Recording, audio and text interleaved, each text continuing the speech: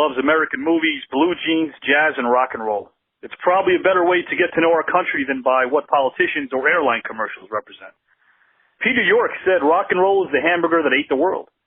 Yours truly, Avi Klein, says that while the manic frenzy that oftentimes incites a crowd to feel euphoria is a rare case, the gentleman I have with me here today on Wrestling with Anything But has not experienced that euphoria, but also shared it with all of us through the years. The minuscule opening in our lives, no bigger than a crack in the ceiling, is when we check our problems at the door and stop existing and start living. Once again, the following guest has thankfully given us a sneak peek of what it's like to truly live over the years, not just merely exist. I'd like to welcome a humble, kind, talented, insightful man that has given more of himself in the sake for our own entertainment. The true epitome of rock and roll himself, Ricky Morton. Welcome aboard, Ricky. Man, thank you very much. That was very impressive. I like that, dude. As are you as a human being and an entertainer. I just wanted to give you the best I could. Buddy, appreciate that very much. Yeah, before we delve into some topics, why don't you just let the fans know what you're up to these days, and if you have anything coming up, I'd love for you to plug away, please. Oh, man.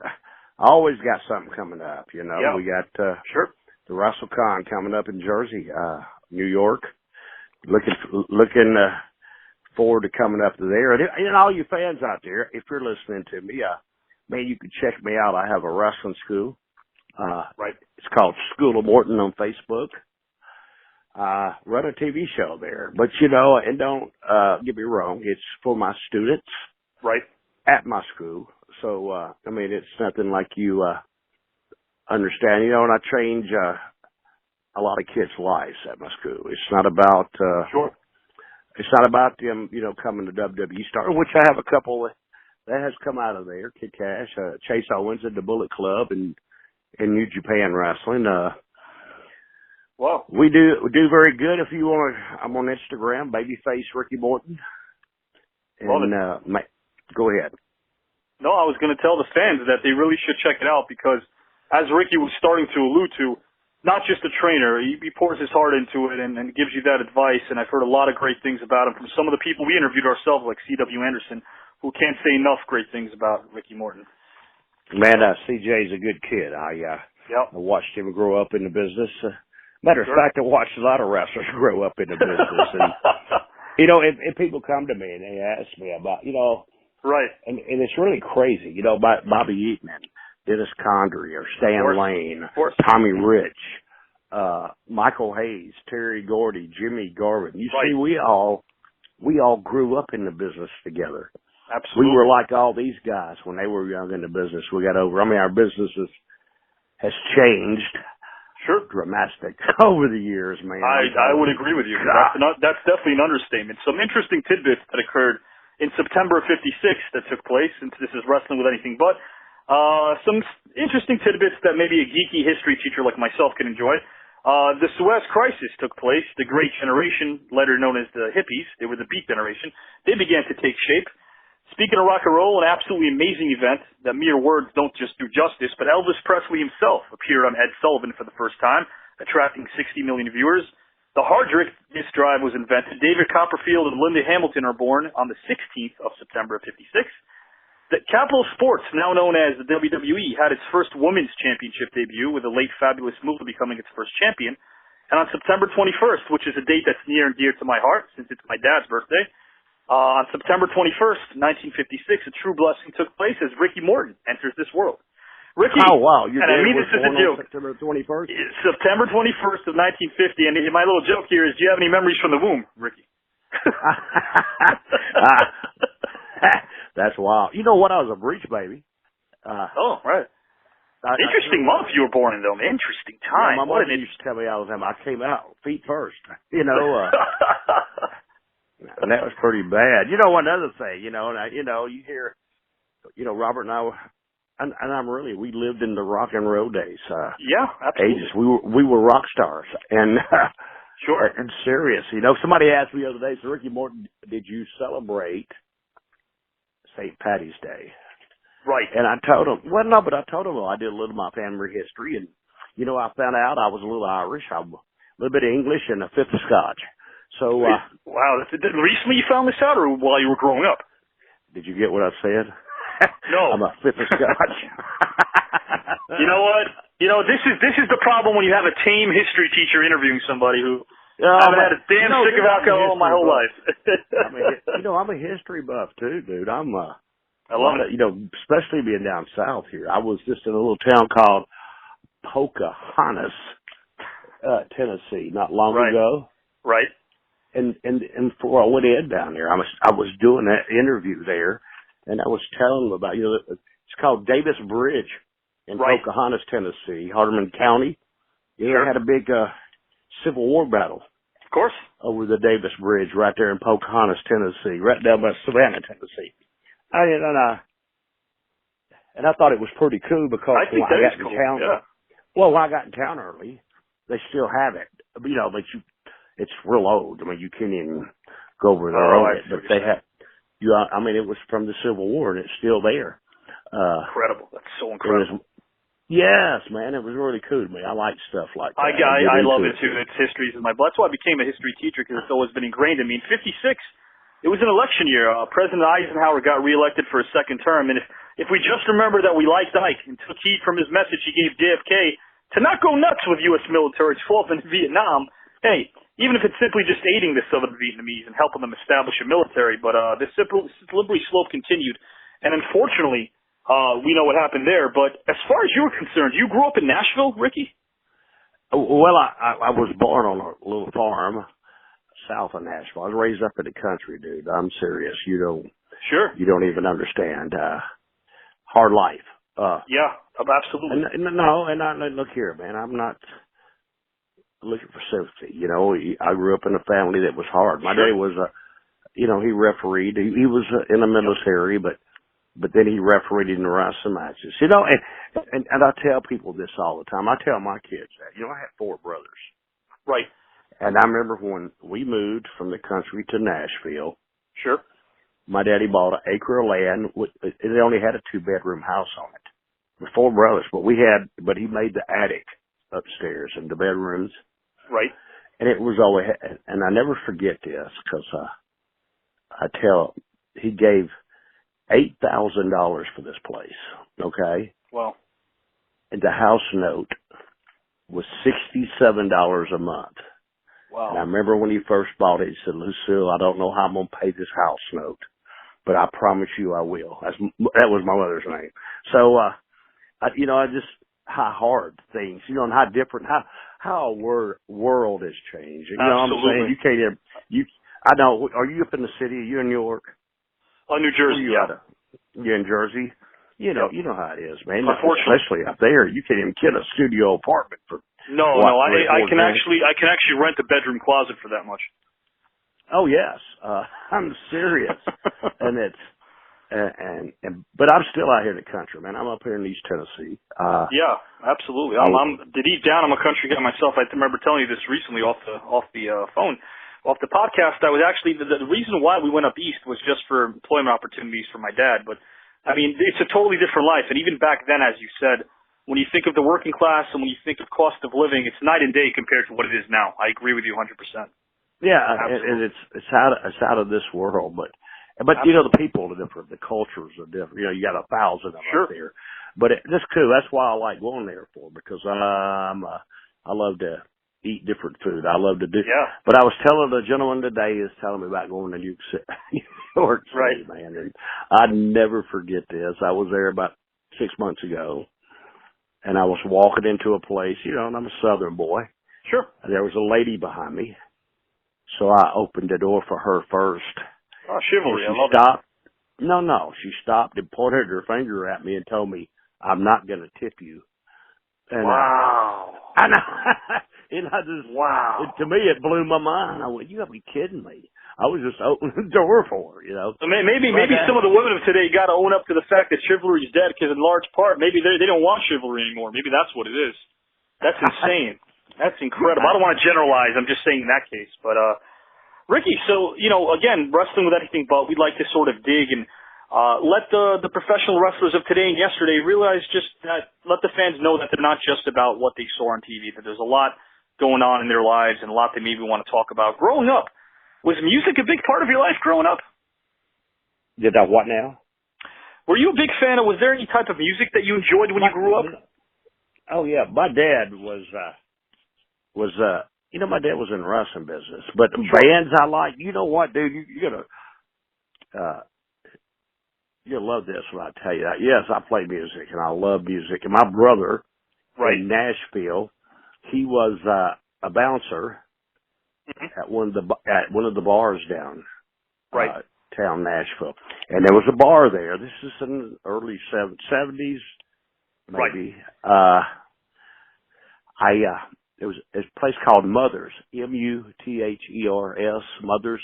Right. And he told me, he said, man, there's a band down here, and they still had the chicken wire up and stuff when the band played back then. And to make a long story short, he took me down there. It was Leonard Skinner. And they were really bad. I mean, man, I'm talking about bad. It's great, Yeah. And then the next band, he took me down there too. He says, God, man, you're going to die when I tell you this. Can't wait to hear this. He told me, you're going to die when I tell you this. He told me, so man, I got a band down here. They come out on stage and they booed them. They dressed up. I had makeup all over them. And I went down there and I have an idea, Kiss. Wow. Wow. Yeah, when they started playing, everybody loved them. So that's incredible that Kiss walks down there, sort of an East Coast band, or at least they're universally known as that. And they come down south and the first people are booing them for maybe their appearance and whatnot, but they win them over is what you're telling me. Oh man, you couldn't even get up. They played there for like 3 nights in a row. You couldn't even get it. You couldn't even get in that place. It was incredible, jam packed, and and what's really cool, and one of my greatest concerts I ever went to. Right. This is 1975. Sure. I went to see Alice Cooper. Welcome to My Nightmare. Oh, incredible! Incredible. And it actually blew my mind. But and this is what really blows your mind too. I was doing a WrestleCon in Louisville, Kentucky. Sure. And I'm standing in the back, and Alice Cooper walks up.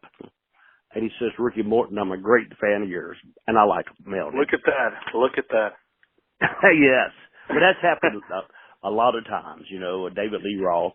I've met these guys and all of them. Wow, that's Ricky Morton. I'm thinking to myself. Well, everyone's heard about those cliche sayings about art imitating life, life imitating art. In this case, art imitates art. I would say that a lot of these guys that you mentioned probably took some stuff from pro wrestling themselves. Oh well, buddy, that's what it is. Entertainment. And that's where I learned. I watched a lot of stuff. I went back and as being the Rock and Roll Express, Jimmy Hart. Sure. Jimmy Hart, the Hart Foundation. I don't know if you know Jimmy. Jimmy was a rock star. Yeah, he was out in Memphis, and he, the Gentry, he was part of the. Yes, he was on the American Bandstand. Yep. He was very talented. With Dick Clark, and he and him and Jerry Lawler. They're the ones that, especially, and you could tell by talking to me here, dude. I'm country to bowl of pinto beans, but love it. I was. But us being, it come to, Jimmy Hart, Jerry Lawler, Ricky Robert, R&R, like the Rolls Royce symbol, and bye-bye to Rock and Roll Express. Sure. And gosh, man, at the time, and I'm not sitting here trying to pat myself on the back. We're at a time of territories. Right. And a lot of people asked me about this before, and really, you have to stop to really think about this and understand what I'm saying to you. Sure. When you had territories, the baby face, mostly your baby face owned the territories. Absolutely. And I'm not, but I love Jerry Lawler, but you wasn't. But you got to give yourself some credit. Well, you know what? How about this, Ricky? Since you have a lot of humility in you, you're not going to give yourself the amount of credit. I will, and the reason why is because a lot of people say, well, the territories were a great feeder system, and it was a great way to establish great talent in front of cameras in different territories and picking up different styles. I get that. But at the same time, I still think that there aren't so many teams out there that can actually say they got over in every territory they went to. You and Robert you got guys that go over everywhere you went. Yeah, but you see, people don't know how hard it was. Right. I mean, the political part, the Sure. the jealousy. I mean, gosh, man, when you got a baby face that's over the territory, that owns the territory, are the ones that think they have got that top spot. Well, they do everything in the world to try to kill you off. And see what was smart about us, I knew how to take care of myself. I knew how to get over. I knew how to stay over. I could put somebody over without it hurting me, because that's what they done. It just establishes.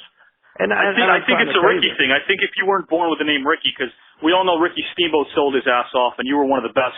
I think if you weren't born with the name Ricky, it might have been different.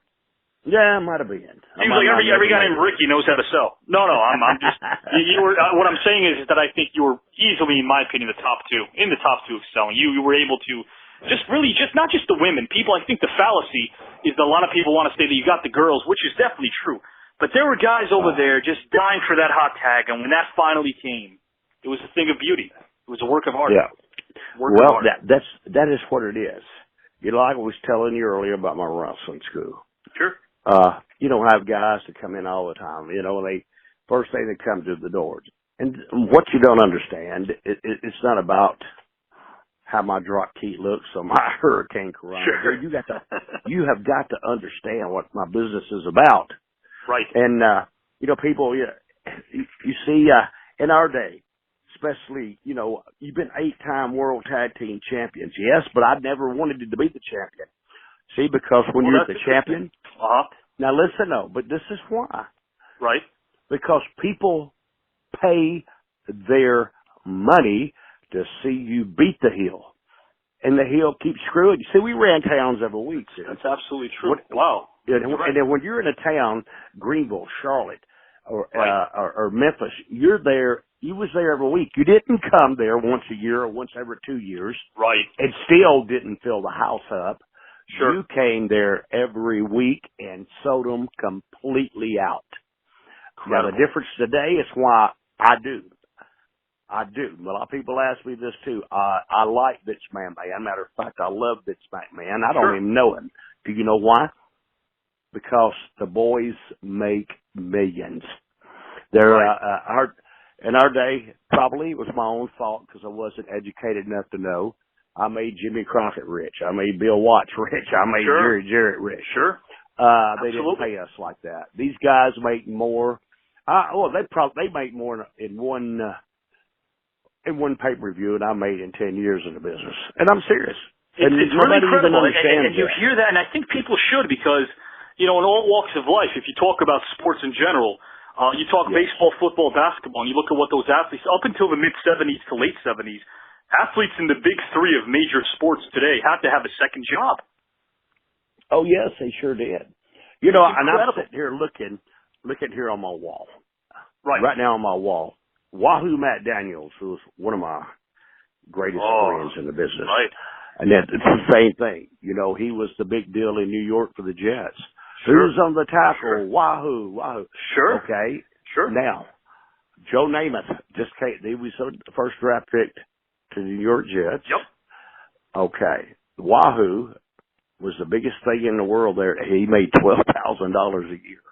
And then they signed Joe Namath. They signed Joe Namath to $100,000 a year, and it made him so mad. Incredible. But it's what's cool though is what I'm going to tell you. I'm looking at. Yeah. It's on my wall. Wahoo signed me a football card. Right. When he played, here's for the Miami Dolphins, so. Sure. And he signed it so long ago, you know, they didn't make Sharpies. It's a little E-pen. Right. and the reason I had it in my wrestling school, but I brought it home because it's absolutely priceless. Somebody asked me the other day, so would you sell that? Because I posted it on my Instagram. Right. And I told him, I said, dude, it's priceless. Well, what are you going to give me for it? You know? Right. There's no monetary value. Of course. Of course. There's not another one. Do you know anybody in the world who's got a autographed Wahoo football card? No. Yes. Nope.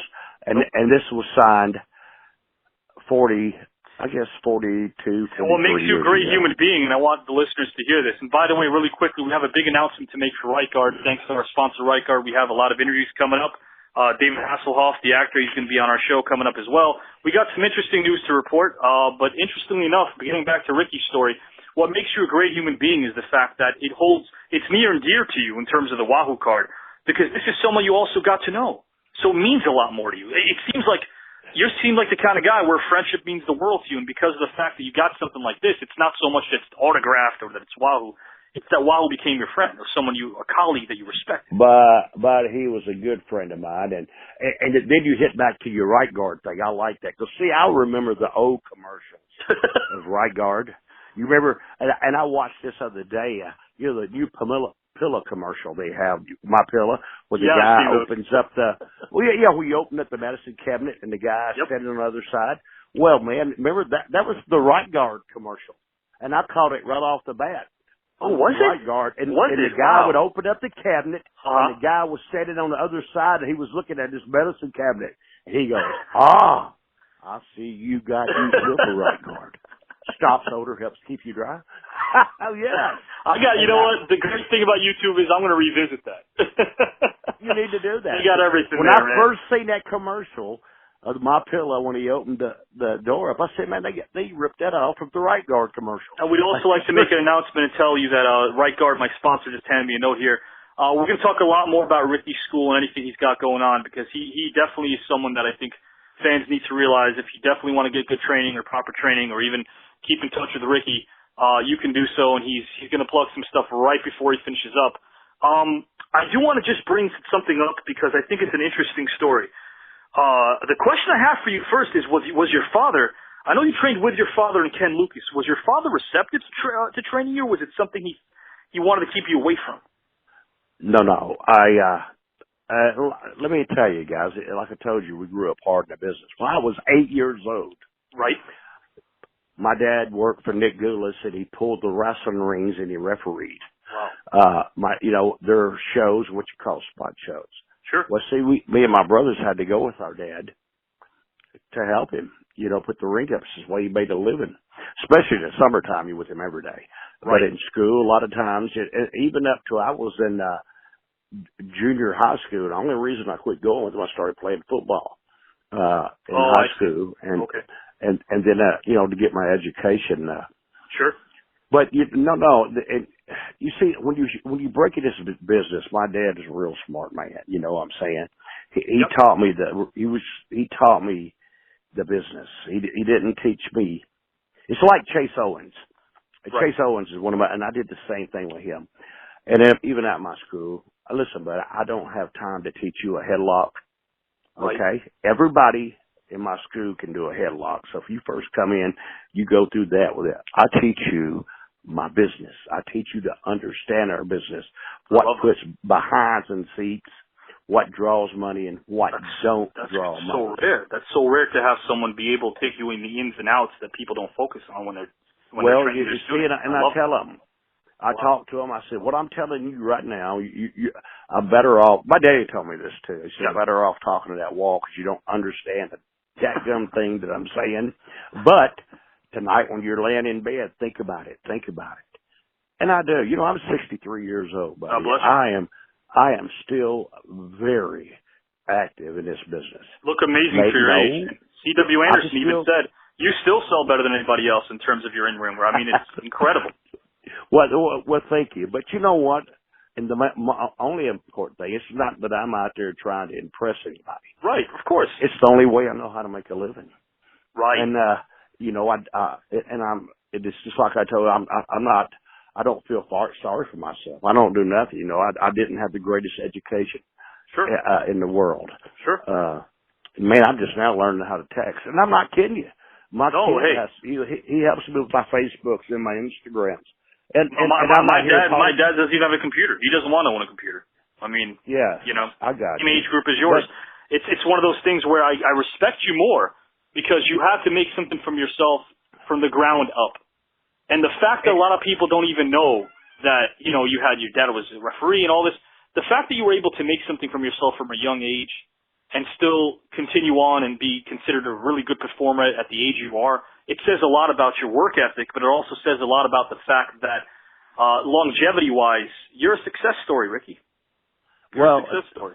Well, no, that's a great compliment that you put there to me. But You see, I'm doing your podcast today, and I love doing your podcast.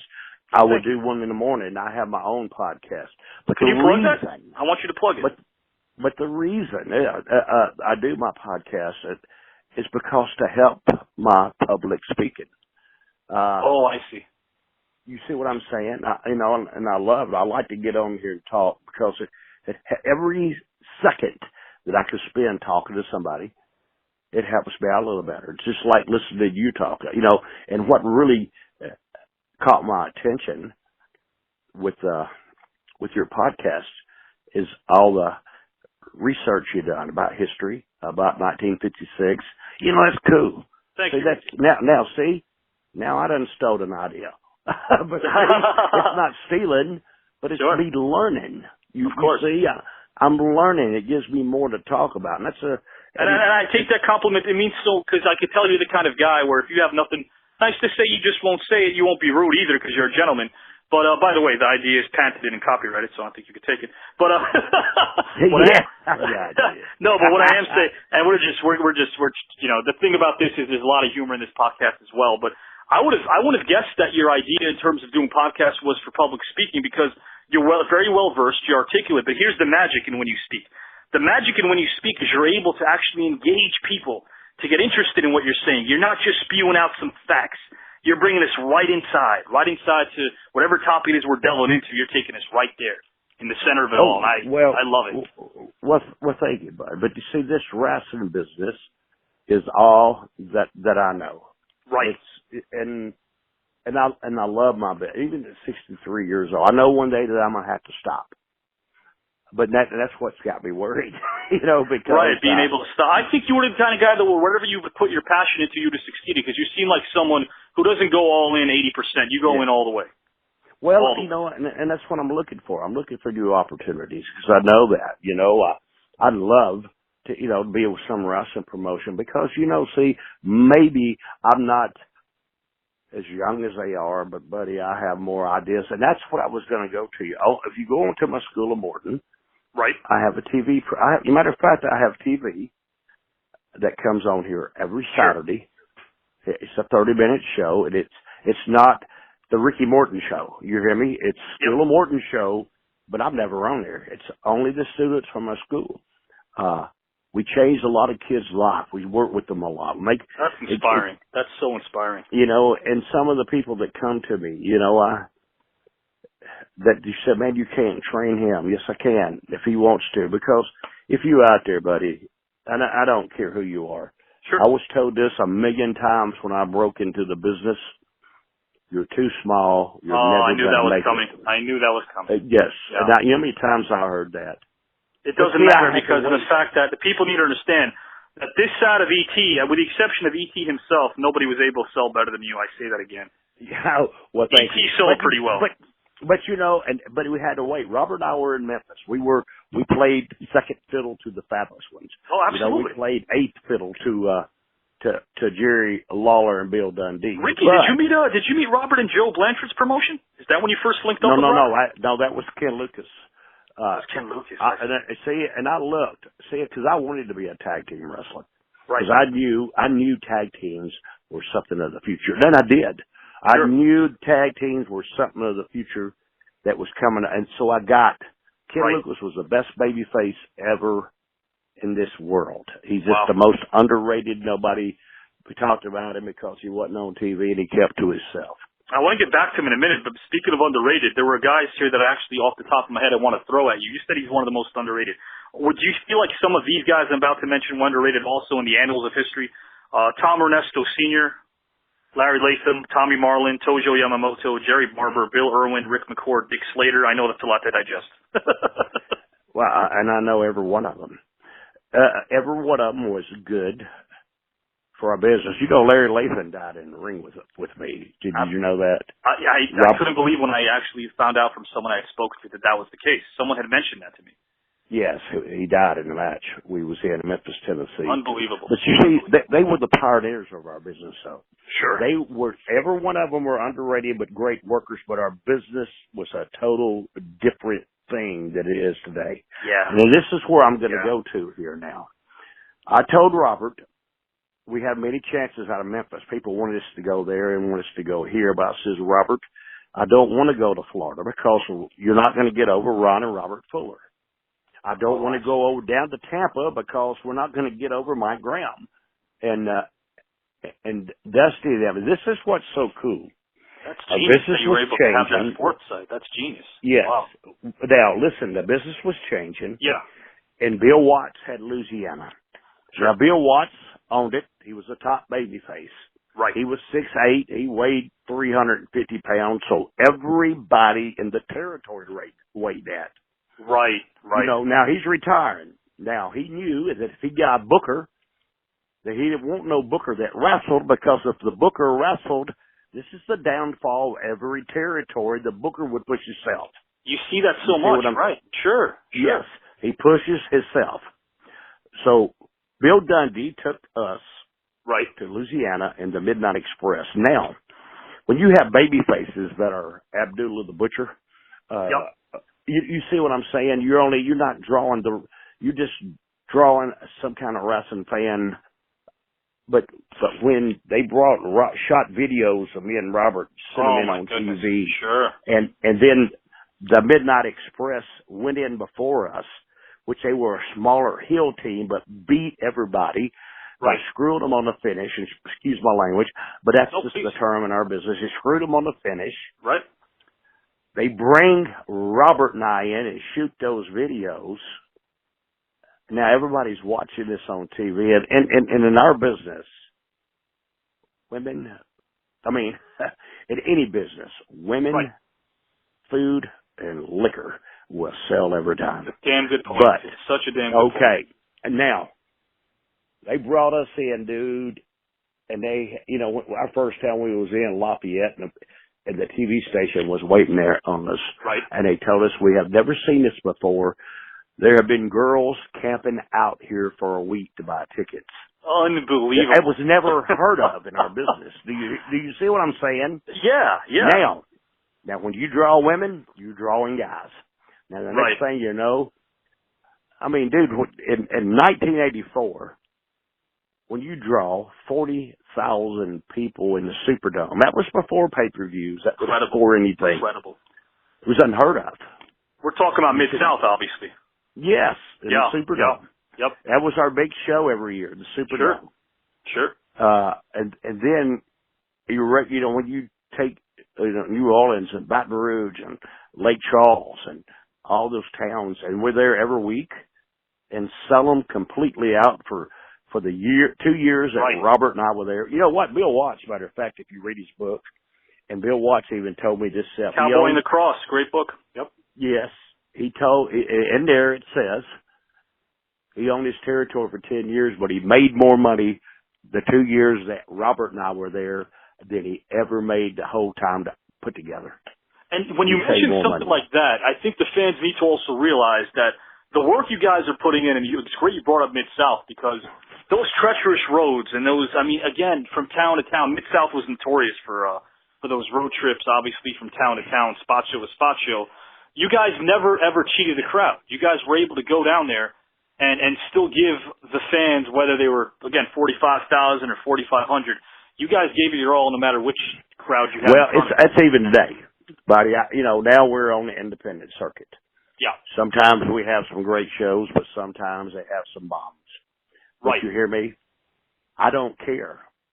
I don't care if there's 5,000 people or if there's 5 people. I love that. I don't work in front of 5 people. We do better, but I'm making a point. Sure.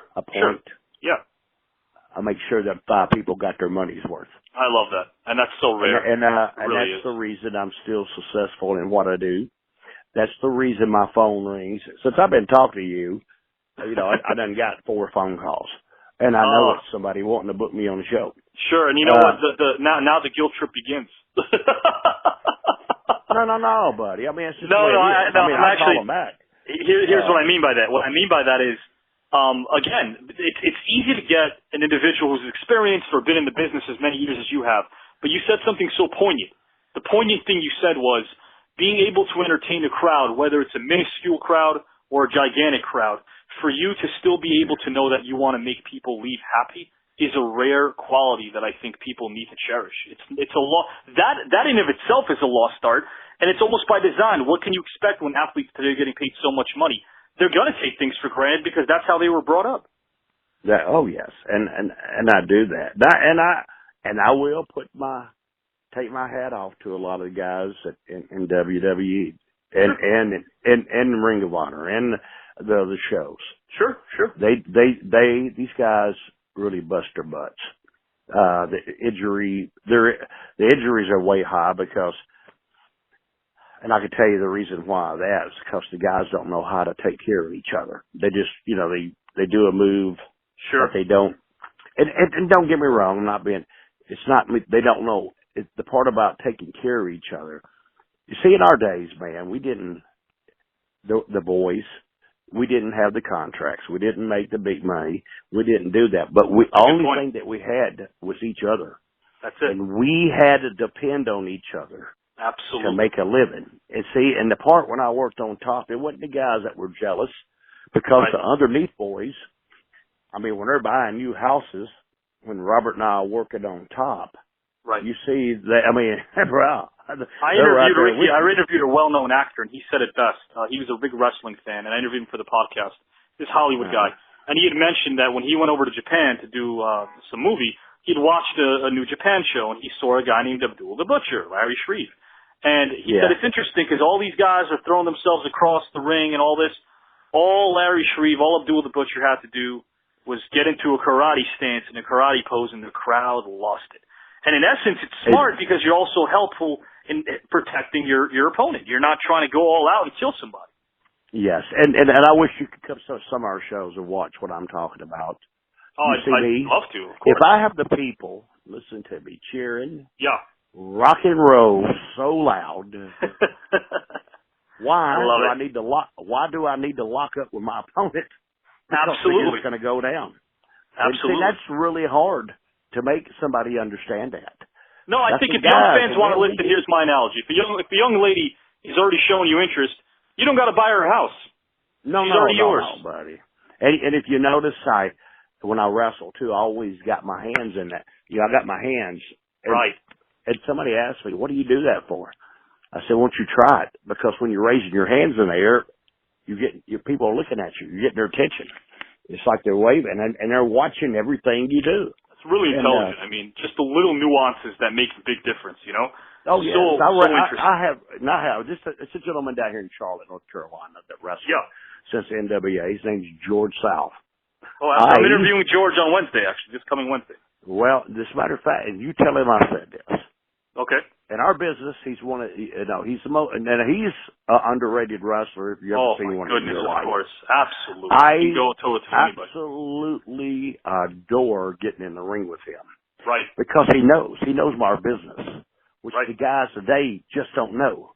Yep. They just don't know the timing. They don't know what this is about. But I can wrestle George, and I promise you, sir, I could go 20 minutes with him without him taking his jacket off. You hear me? That's incredible. We got the people hollering. Yeah, do you remind me? But see, and then we're going to go another 20 minutes because he took it off, and the people are chanting, "Put it back on." That is such an art. It's such a lost art. Such a lost Oh, art. God. That's incredible. Ricky, George is one of the best in our business. And absolutely. And you know what, buddy? I love talking to you. And I know that we got a lot of things. Would you please reschedule me for your show? Oh, absolutely. I was going to do the wrap-up now because I don't want to keep you longer. I know you've got some stuff going on. Yes, buddy. I'm fixing to I'll fix to come up your way. I'm going to be in the city and flying out. Matter of fact, to fly out tomorrow. Sure. And I have got so much to do and get done today. We'll do a part two. My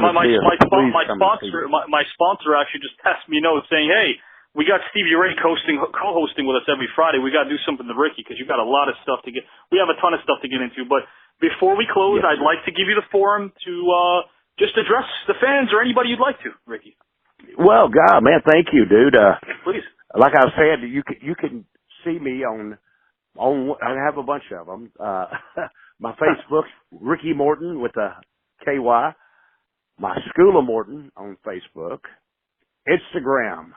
The Baby Face Ricky Morton. I got a lot going on. Robert and I are still active. We go to California, Kansas City. Sure. We're up north, Pennsylvania, all over the Carolinas, Tennessee, Georgia.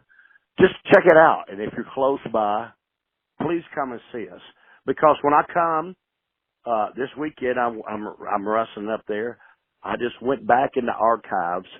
Right. Found a pair of old tights that people have asked me about. Look at Ricky that. Morton, whatever happened to these tights?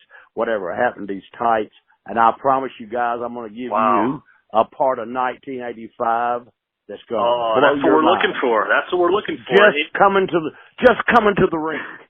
In closing, it's my opinion that great conversation is one thing. Great conversation with a human being that exceeds and epitomizes the words class, honor, respect, dignity, humor, intellect, insight, and kindness. All of those words only begin to scratch the surface when explaining the man I just interviewed, Ricky Morton. Thank you so much for your time. Thank you, my friend. Have a